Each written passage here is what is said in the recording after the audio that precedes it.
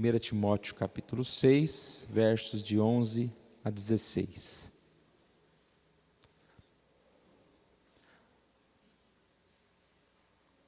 Tu, porém, ó homem de Deus, foge destas coisas. Antes segue a justiça, a piedade, a fé e o amor, a constância, a mansidão.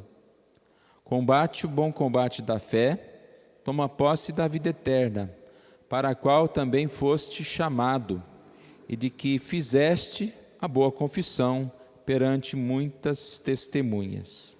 Exorto-te perante Deus, que preserva a vida de todas as coisas, e perante Cristo Jesus, que diante de Pôncio Pilatos fez a boa confissão, que guardes o mandato imaculado, irrepreensível, até a manifestação de nosso Senhor Jesus Cristo, a qual em suas épocas determinadas não há de ser revelada pelo bendito e único soberano, o Rei dos Reis e Senhor dos Senhores, o único que possui imortalidade, que habita a quem estavam ensinando doutrinas falsas, e constantemente uma doutrina falsa, uma doutrina errada levava a problemas, levava a ações erradas.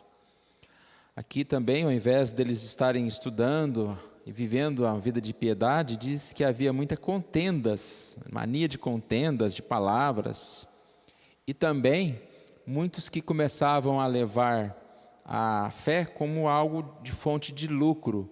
Quando ele fala aqui é lucro financeiro mesmo, né? Mercadores da fé, como sempre existiram desde aquela época. Então ele diz para Timóteo: não caia nesta tentação, nessa cilada.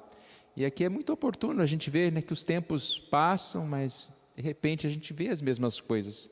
As pessoas se afastando da base, da palavra, e começando a criar situações, e muitas vezes tentando tirar um proveito daquela fé, vendendo a própria fé. Então a palavra para Timóteo é: olha, foge destas coisas.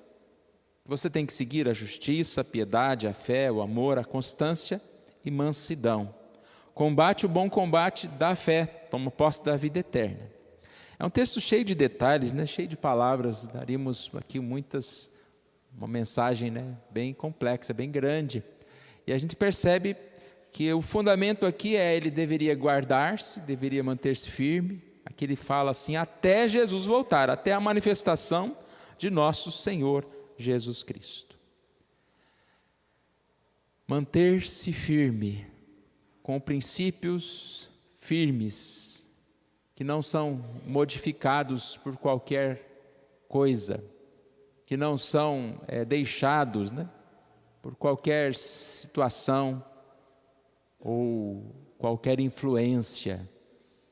Nós devemos nos manter firmes, firmes das influências externas e firmes também das influências internas, que são o nosso próprio pensamento, o nosso próprio coração quer nos levar para distante do Senhor.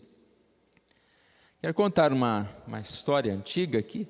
Conta-se que Winston Churchill, ministro da Inglaterra, antigo escritor, certa vez ele pegou um táxi que ele ia dar uma entrevista na rádio BBC em Londres. E aí ele chegando lá, o motorista não tinha reconhecido quem ele era, e ele chegando lá, ele falou: escuta, você pode me esperar aqui? Eu logo volto, eu só vou ali e já volto. E aí o motorista do táxi disse: olha, não posso esperar, porque eu tenho que ir para casa ouvir o discurso de Churchill, que vai fazer no rádio.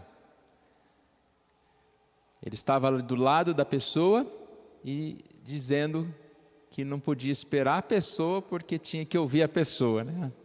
Então conta-se aqui nessa história que por um instante, né, esse homem aqui, né, o Churchill aqui, que eu não estou sabendo dizer muito bem o nome dele, ele ficou assim, empolgado, né? Nossa, que pessoa não pode nem esperar um pouquinho porque quer ouvir o meu discurso, né? Mas aí ele pensou o seguinte: vou fazer uma proposta para ele. Se eu lhe der uma nota de 10 libras, você me espera? 10 libras eu até que achei que era mais, mas é cerca de R$ 70 por aí. Mas para uma corrida assim básica, né, esperar um pouquinho. Aí ele pensou um pouquinho e disse: vou esperar o tempo que for necessário, Senhor. E que o Churchill vá para o inferno, né? Uma palavra que não quero saber mais desse sujeito, não.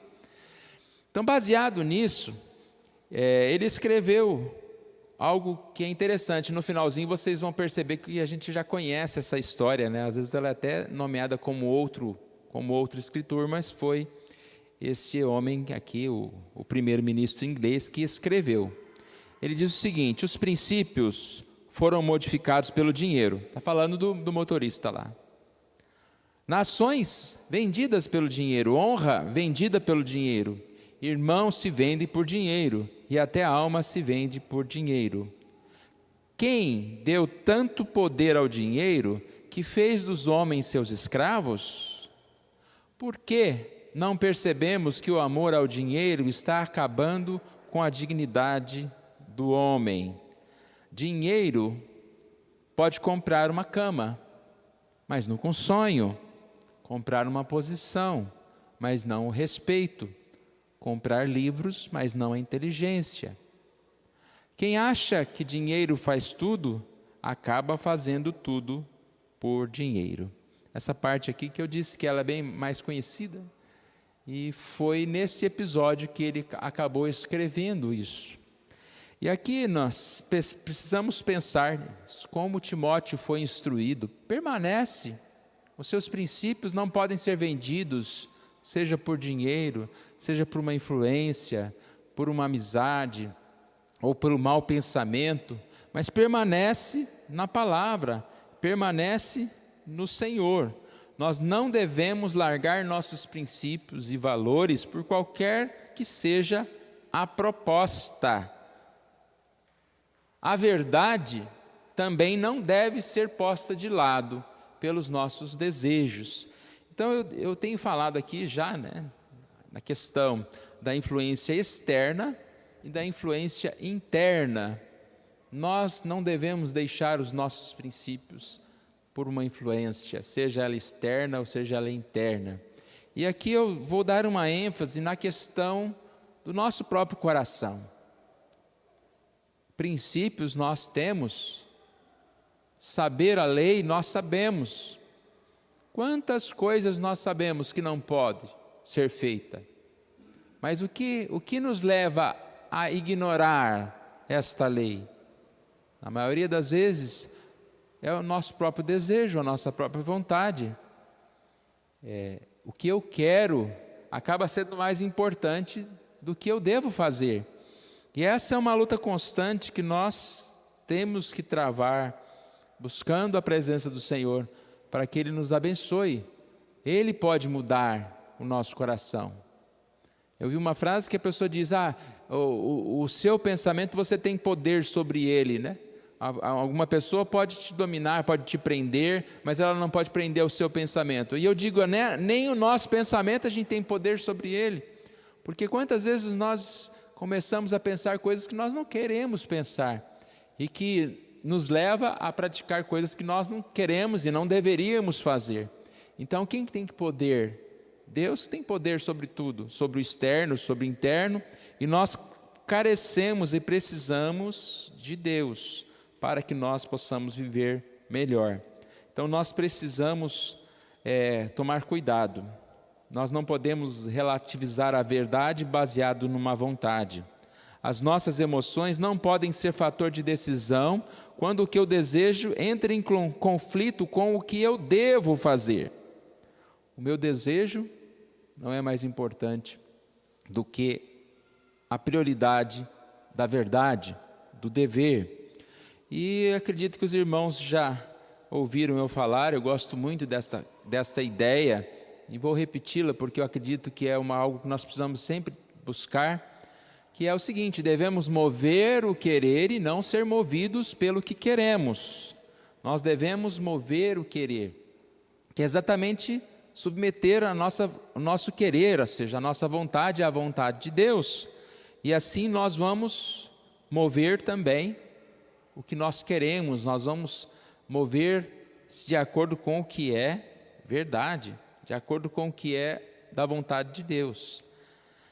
A sabedoria, a fé e a busca pela verdade, aos poucos vai moldando a nossa vontade, para que ela também seja boa, agradável e perfeita como a vontade de Deus. Então isso aí que é mover o querer, ou seja, buscando viver em sabedoria, buscando a verdade, conhecendo a verdade, nós vamos aos poucos movendo a nossa vontade para que ela seja conforme a vontade de Deus e não conforme o nosso próprio querer.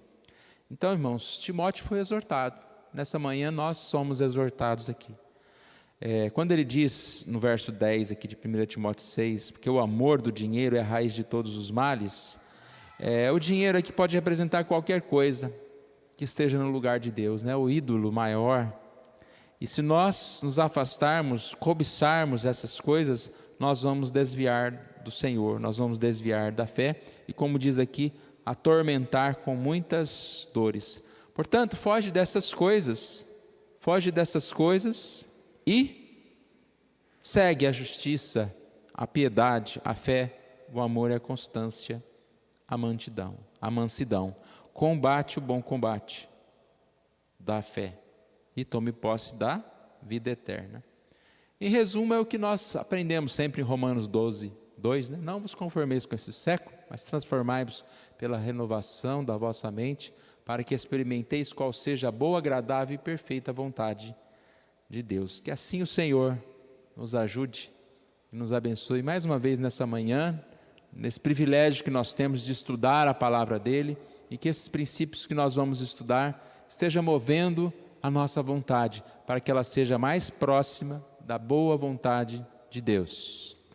Vamos orar. Pai querido, agradecemos a Ti por a Tua palavra, por essa manhã, ó Pai, que estamos aqui, sabendo, ó Pai, o quanto somos pequenos, quanto somos pecadores, quanto facilmente desviamos do Senhor, mas tenha misericórdia de nós, ó Pai, nos ajude, nos fortaleça, ó Pai, para que nós possamos crescer, e que o Senhor Deus assim nos ajude a viver, ó Deus, os princípios que são da Tua palavra, que vão trazer-nos vida de paz, uma vida abundante, uma vida de alegria, e que assim, ó Deus, nós possamos descansar no Senhor. Oramos em nome de Jesus. Amém.